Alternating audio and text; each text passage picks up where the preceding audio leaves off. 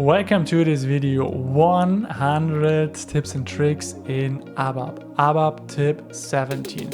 In this video I would like to show and explain to you a useful tool in the SAP system, in SAP GUI, to switch from one ABAP object like a function module to another ABAP object like a class without changing the transaction. Because normally if you would like to develop, maintain a function module, you can do this within the function builder, within the transaction SE37. And you can maintain or create basically a class in the class builder in the SE24. Therefore, I recommend using the object navigator, so the transaction SE80. And here basically within the repository browser, you have already the possibility to, within the drop down, switch between different objects. And then you can directly enter it. You have then, for example, if we go to program, and here, for example, you have the possibility to do a wildcard search. So here you can see directly the suggestion. You can switch between those. So this is one possibility, and especially if you selected a package, of course, also a function group. So objects that collect different objects, then within here, for example, if you would like to open up a program, then here this program is opened up.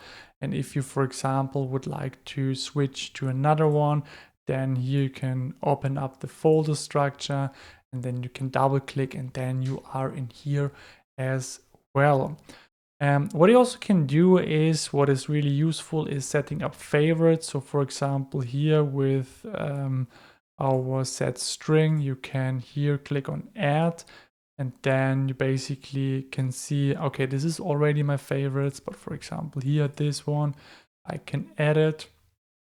And then here you can see all of your favorite objects, where you can easier and faster access your favorite objects.